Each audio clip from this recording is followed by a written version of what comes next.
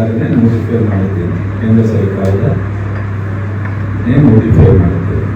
ಕೆಲವೊಮ್ಮೆ ಮಂಡ್ಯ ಜಿಲ್ಲೆಯನ್ನು ಪೂರ್ತಿ ಕೈ ಬಿಡ್ಬೋದು, ಅಥವಾ ಮಂಡ್ಯ ಜಿಲ್ಲೆಯಲ್ಲಿ ಇರ್ತಕ್ಕಂಥ 230 ಪಂಚಾಯತಿ, 233 ಪಂಚಾಯತಿನಲ್ಲಿ ಯಾವುದೋ ಒಂದು 3 ಪಂಚಾಯತಿ ಕೈ ಬಿಡ್ಬೋದು. ಈ ತರದ ಯಾವುದೇ ನಿರ್ಧಾರ ಬೇಕಾದ್ರೂ ಅವರಿಗೆ ಅಧಿಕಾರ ಇದೆ. ಹಿಂದೆ ಆ ಥರ ಇರಲಿಲ್ಲ, ಸಾಮೂಹಿಕವಾಗಿ ಎಲ್ಲರೂ ಮಾಡಬಹುದಾಗಿದೆ. ಸೊ ಈ ಥರ ಅನೇಕ ಮಾರ್ಗಗಳು ಇವತ್ತು ಕೂಲಿ ಕಾರ್ಮಿಕರಿಗಂತೂ ಅತ್ಯಂತ ಸಮಸ್ಯೆ ಮಾರಕ ಆಗ್ತಕ್ಕಂಥದ್ದು ಇವತ್ತು ದೊಡ್ಡ ಮಟ್ಟದಲ್ಲಿ. ಮತ್ತು ಗ್ರಾಮ ಪಂಚಾಯತಿಗೆ ಕನಿಷ್ಠ 1 ಕೋಟಿ ಕೆಲಸ ಮಾಡಬಹುದೇ ಇಲ್ಲಿವರೆಗೂ. 1 ಕೋಟಿ ಅವರ ವ್ಯಾಪ್ತಿನಲ್ಲಿ ಇದರದೆಲ್ಲ ಅಸೆಟ್ ಕ್ರಿಯೇಟ್ ಆಗುವಂಥ ಅತ್ಯಂತ ಅವಶ್ಯಕತೆ ಇದರಲ್ಲಿ ಇರ್ತಕ್ಕಂಥ ಎಲ್ಲ ಕೆಲಸವನ್ನು ಮಾಡಬಹುದೇ. ಇವತ್ತು ಅದು ಯಾವುದೂ ಸಹ ಇಲ್ಲ. ಸೊ ಲಿಮಿಟ್ ಅವ್ರು ಎಷ್ಟು ಅಲೋಕೇಶನ್ ಕೊಡ್ತಾರೆ ಅದರ ಮೇಲೆ ನಾವು ಕಾಮಗಾರಿಗಳನ್ನ ಕೈ ಎತ್ತಬೇಕಾಗುತ್ತೆ. ಕೇಂದ್ರ ಸರ್ಕಾರದ ಅಲೋಕೇಶನ್ ಅನ್ನು ನೋಡಿ ನಾವು ಕಾಮಗಾರಿಯನ್ನು ಕೈಗೆತ್ತಿಕೊಳ್ಳಬೇಕಾಗುತ್ತೆ. ಇದು ಬಹಳ ನಾವು ಕಟ್ಟುನಿಟ್ಟಾಗಿ ನಮಗೆ ಈ ರಾಜ್ಯಕ್ಕೆ ಅನ್ಯಾಯ ಆಗ್ತಾ ಇರ್ತಕ್ಕಂಥದ್ದು. ಮತ್ತು ಹೇಳಿದಾಗೆ ಫಂಡ್ ಅಲೋಕೇಶನ್ ಲಿಮಿಟ್ ಇರಲಿಲ್ಲ, ಈಗ ಲಿಮಿಟ್ ಇದೆ. ಈಗ 100 days ಇತ್ತು, ಅದನ್ನ 125 ದಿವಸ ಆದರೆ. ಬಟ್ ಆದರೆ ಈಗ ಇವತ್ತು ಲಿಮಿಟ್ ಮಾಡಿದ್ಮೇಲೆ 125 ದಿವಸ ಎಲ್ಲಿ ಮಾಡಲಿಕ್ಕಾಗುತ್ತೆ? ಅವರು ಹೇಳಿಕೆಗೆ 125 ದಿವಸ ಅಂತ ಹೇಳಿದ್ದಾರೆ. ನಾವು 3 ದಿವಸನೂ ಸಹ ಸೊ ಅವರಿಗೆ ಕೆಲಸವನ್ನು ಕೊಡಲಿಕ್ಕೆ ಆಗದೇ ಇರತಕ್ಕಂಥ ಪರಿಸ್ಥಿತಿ ಇದೆ. ಮತ್ತು ಬಯೋಮೆಟ್ರಿಕ್ ಇರಲಿಲ್ಲ, ಈಗ ಬಯೋಮೆಟ್ರಿಕ್ ಅಟೆಂಡೆನ್ಸನ್ನು ಕ್ರಿಯೇಟ್ ಮಾಡಿದ್ದಾರೆ.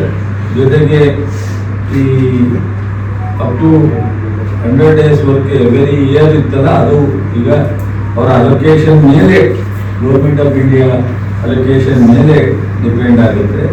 ಈ ರೀತಿ ಅನೇಕ ವಿಚಾರಗಳನ್ನ ಇವತ್ತು ಹೊಸ ಇದನ್ನ ಆ್ಯಕ್ಟನ್ನು ತರೋದ್ರ ಮೂಲಕ ನಮ್ಮಲ್ಲಿ ತುಂಬ ಸಮಸ್ಯೆಯನ್ನು ತಂದಿಟ್ಟಿದ್ದಾರೆ. ಇದನ್ನು ನಾವು ಭಾಳ ನೇರವಾಗಿ ನಮ್ಮ ಸರ್ಕಾರ ಮತ್ತು ನಮ್ಮ ಪಕ್ಷ ಇಡೀ ರಾಷ್ಟ್ರಾದ್ಯಂತ ಈ ವಿಚಾರವನ್ನು ಸಂಪೂರ್ಣವಾಗಿ ವಿರೋಧ ಮಾಡಬೇಕು ಅಂತ ಹೇಳಿ ನಾವು ತೀರ್ಮಾನವನ್ನು ತಗೊಂಡು ಸಾರ್ವಜನಿಕ ಹಿತದೃಷ್ಟಿಯಿಂದ ಸ್ಥಳೀಯ ಪಂಚಾಯಿತಿಯ ಹಕ್ಕನ್ನು ಮುಕ್ತಗೊಳಿಸಿರ್ತಕ್ಕಂಥದ್ದನ್ನು ವಿರೋಧ ಮಾಡಿ, ಮತ್ತು ನಾವು ಅನೇಕ ನಮ್ಮ ಪಕ್ಷ ಬೇರೆ ಬೇರೆ ಥರದ ಕಾರ್ಯಕ್ರಮಗಳನ್ನ ಹಮ್ಮಿಕೊಂಡಿದ್ದಾರೆ. ನಾವು ಪ್ರತಿಭಟನೆ ಜೊತೆಗೆ ಉಪವಾಸ ಸತ್ಯಾಗ್ರಹ ಮತ್ತು ಇನ್ನೂ ಪಾದಯಾತ್ರೆ ಮತ್ತು ಸಭೆಗಳು ಮಾಡೋದು, ಇದರದೆಲ್ಲ ನಮ್ಮ ಪ್ರದೇಶ ಕಾಂಗ್ರೆಸ್ ಕಮಿಟಿಯಿಂದ ನಮ್ಮ ಜಿಲ್ಲಾ ಅಧ್ಯಕ್ಷರುಗಳಿಗೆ ಪತ್ರವನ್ನು ಬರೆದಿದ್ದಾರೆ. ಆ ಸೂಚನೆಯಂತೆ ನಮ್ಮ ಜಿಲ್ಲಾ ಅಧ್ಯಕ್ಷರು ಮತ್ತು ಜಿಲ್ಲಾ ಕಮಿಟಿ ಮುಂದೆ ಇಡೀ 31 ಜಿಲ್ಲೆಯಲ್ಲೂ ಸಹ ಕಾರ್ಯಕ್ರಮವನ್ನು ಟೈಮ್ ಟು ಟೈಮ್ ಹಮ್ಮಿಕೊಳ್ತಕ್ಕಂಥದ್ದನ್ನು ನಾವು ಮಾಡಬೇಕು ಅಂತ ಹೇಳಿ ತೀರ್ಮಾನವನ್ನು ತಗೊಂಡಿದ್ದಾರೆ. ಸೊ ಇವತ್ತು ಇದರ ಜೊತೆಗೆ ಕೇಂದ್ರ ಸರ್ಕಾರ 30ಕ್ಕೂ ಹೆಚ್ಚು ಹೆಸರನ್ನ, ಮಹಾತ್ಮ ಗಾಂಧಿಯವರ ಹೆಸರನ್ನ ಬದಲಾವಣೆ ಮಾಡಿರ್ತಕ್ಕಂಥದ್ದು. ಮಹಾತ್ಮ ಗಾಂಧಿಯವ್ರನ್ನ ಹಿಂಸೆ ಕೊಲೆ ಮಾಡಿದ್ರು ಅಂತ ಹೇಳಿತ್ತು.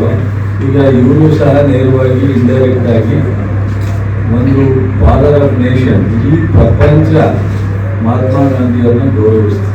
ಇಡೀ ಪ್ರಪಂಚ ಸ್ವತಂತ್ರ ತಂದುಕೊಟ್ಟಿದ್ದು ಭಾರತ ದೇಶಕ್ಕೆ, ಆದರೆ ಇಡೀ ಪ್ರಪಂಚ ಮಹಾತ್ಮ ಗಾಂಧಿಯವ್ರನ್ನ ಗೌರವಿಸ್ತಾರೆ. ಅಂತ ಹೆಸರನ್ನ ತೆಗೆಯುವಂಥ ಸಾಹಸವನ್ನು ಮಾಡಿದ್ದಾರೆ ಅಂದರೆ ಇವರು ಎಷ್ಟು ಮಟ್ಟಿಗೆ ಈ ಒಂದು ಪ್ರಜಾಪ್ರಭುತ್ವದಲ್ಲಿ ಕಾನ್ಸ್ಟಿಟ್ಯೂಷನ್ಗೆ, ಡೆಮೋಕ್ರಸಿಗೆ ಇವರು ಮಾರಕ ಅನ್ನೋದನ್ನು ನಾವು ಅರ್ಥ ಮಾಡ್ಕೋಬೇಕು. ಇವತ್ತು ಜನ ಇನ್ನೂ ಆಂದೋಲನ ರೀತಿಯಲ್ಲಿ ಇಷ್ಟೊತ್ತು ಪ್ರಾರಂಭ ಆಗಬೇಕಾಗುತ್ತೆ. ಒಂದು ಕೃಷಿ ಆ್ಯಕ್ಟನ್ನು ಬದಲಾವಣೆ ಮಾಡೋಕ್ಕೆ ಪಂಜಾಬ್, ಹರಿಯಾಣದಲ್ಲಿ ವರ್ಷಾನುಗಟ್ಟಲೆ ಪ್ರತಿಭಟನೆ ಮಾಡಿದ್ರು. ಸೊ ಮಳೆ, ಬೆಳೆ, ಬಿಸಿಲು, ಕೋರ್ಟ್ಗಳು ಅನ್ನೋದನ್ನು ಲೆಕ್ಕಿಸ್ತದೆ. ಇವತ್ತು ಇಡೀ ರಾಷ್ಟ್ರದಲ್ಲಿ ಪಂಚಾಯಿತಿ ಮಾಜಿ ಸದಸ್ಯರಿರ್ಬೋದು, ಪಂಚಾಯತಿಯ ಇವತ್ತಿನ ಸದಸ್ಯರಿರ್ಬೋದು, ಆ ಒಂದು ಸಾರ್ವಜನಿಕರಿರ್ಬೋದು, ಅದರಲ್ಲಿ ಮಹಿಳೆಯರಿಗೆ 56% ಈ ಕೂಲಿ ಕಾರ್ಮಿಕರಿಗೆ ಅವಕಾಶ ಇದೆ. ಅದರಲ್ಲಿ ಪರಿಶಿಷ್ಟ ಜಾತಿ, ಪರಿಶಿಷ್ಟ ಪಂಗಡ ಸಿಗ್ತಿತ್ತು.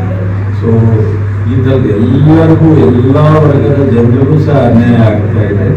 ಇವತ್ತು ಮಿನಿಮಮ್ ವೇಜಸ್ ಅನ್ನೋ ಒಂದು ಆ್ಯಕ್ಟನ್ನೇ ಮೊಟಕುಗೊಳಿಸ್ತಕ್ಕಂಥ ರೀತಿಯಲ್ಲಿ ಇದನ್ನು ಸಂಪೂರ್ಣ ನಿಲ್ಲಿಸಬೇಕು ಅಂತ ಹೊರಟಂಥವರು ಇವತ್ತು ಅದನ್ನು ಸ್ವಲ್ಪ ಜನರ ವಿರೋಧ ಇದೆ ಇದನ್ನು ಅರ್ಥ ಮಾಡ್ಕೊಂಡು ಸುದ್ದಿ ಬೆಳೆಸಿ ಇಂಡೈರೆಕ್ಟ್ ಆಗಿ ಇದನ್ನು ಹಂತವಾಗಿ ಇದನ್ನು ಪೂರ್ಣ ಪ್ರಮಾಣದಲ್ಲಿ ಮುಗಿಸ್ಬೇಕು ಅನ್ನೋ ಒಂದು ಆಲೋಚನೆಯನ್ನು ಮಾಡಿದ್ದಾರೆ.